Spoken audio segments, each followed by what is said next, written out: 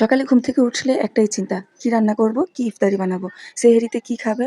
সেহরিতে কিন্তু কোনো কিছু খাওয়ার কোনো রুচি আসে না। তো আপনাদের ভাইয়ের সাথে বাইরে গিয়েছিলাম, আর এখানে কিছু পুঁটি মাছ সাথে নিয়ে আসলাম, ডাঁটার শাক।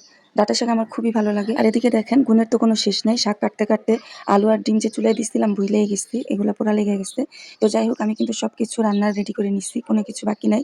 রান্না করার সবকিছু রেডি করে নিলে রান্না খুব দ্রুত শেষ করা যায়। তো এখন আমি রান্নাঘরটা কিন্তু পরিষ্কারও করে নিচ্ছি। তো চলে যাব সংসারের কাজগুলা গুছায় নিতে। ইফতারির সময় শোকেস থেকে নতুন গ্লাস, নতুন বাটি, নতুন প্লেট বের করে ইফতারি সার্ভ করতে নিজেকে ভিআইপি লাগে। কিন্তু ইফতারির পরে এগুলা ধুয়ে শুকিয়ে আবার শোকেসে তুলতে যেয়ে তো নিজেকে খুবই ফকিন্নি লাগে। এই কাজগুলা প্রতিদিন করতে যেয়ে যে এত বেশি বিরক্ত লাগে, মনে হয় যে আজকে কোনো কিছুই নামাবো না। কিন্তু সেই ইফতারের টাইম হলেই ইচ্ছে করে নতুন কিছু নামিয়ে তারপর টেবিলটাকে নতুন করে সাজাই। তো যাই হোক, আমি কিন্তু এই গ্লাসগুলা শোকেসের ভিতরে রেখে ডাইনিং টেবিলটা খুব ভালোভাবে পরিষ্কার করে চলে আসলাম ড্রয়িং রুমে। আর এদিকে আমার ড্রয়িং রুমের অবস্থা দেখছেন, কি পরিমাণে কাপড়-চোপড় এলোমেলো ছিল। তো এগুলো এখন এক এক করে আমি অফ ক্যামেরায় সব ভাঁজ করে নিয়েছি। ভাঁজ করে নিয়ে এখন রুমে রেখে আসলাম ড্রয়ারে রেখে দেওয়ার জন্য।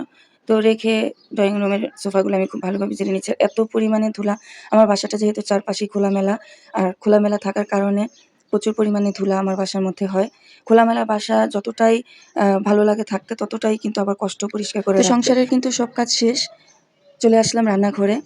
তো এখন কিন্তু বিকাল মানে 3:30-4টার মতো বাজে। তো আমি কিন্তু সংসারের সব কাজ কমপ্লিট করে গোসল, নামাজ সবকিছু শেষ করে তারপর রান্নাঘরে আসছি। তো ওদিকে শাকটা ভাপ দিতে দিয়ে এদিকে কয়েকটা মরিচ ভেজে নিলাম আলু ভর্তা করতে। যেহেতু আমি ডিম চপ করব, তো মরিচটা তুলে রেখে এই তো ডাঁটা তরকারি বসিয়ে দিলাম। চিংড়ি মাছ দিয়ে ডাঁটা রান্না করব, শাক ভাজি, তারপর পুঁটি মাছ একটু হালকা টমেটো দিয়ে ঝোল করব। তো এখানে আমি আলু ভর্তাটা করে নিচ্ছি ডিম চপ করার জন্য। আর ডিম চপ আমার ছেলে এতটাই পছন্দ করে, ইফতারিতে কোনো কিছু বানাই আর না বানাই, ওর জন্য ডিম চপ তৈরি করতেই হয়। ছোটদের মনে হয় ভাজা পোড়া খাবারটা খুব বেশি পছন্দ। তো ছোটদের বলবো না, অনেকেই আছে ভাজা পোড়া খাবার অনেক বেশি পছন্দ করে। তো আমারও একটা সময় ভাজা পোড়া খাবার অনেক বেশি পছন্দ ছিল, কিন্তু এখন গ্যাস্ট্রিকের কারণে আমি খেতেই পারি না। তো আমার বাসায় কিন্তু আমি আপনাদের ভাইয়া ভাজা পোড়া খাবারটা খুব কম খাই। এদিকে ডিম চপের সাথে 3টা আলুর চপও হয়েছে।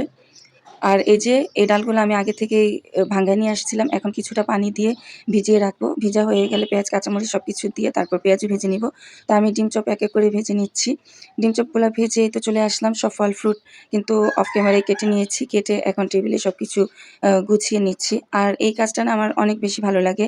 টেবিলে সবকিছু গুছিয়ে সাজিয়ে পরিবেশন করতে খুবই বেশি ভালো লাগে, আর দেখতেও অনেক বেশি চমৎকার লাগে।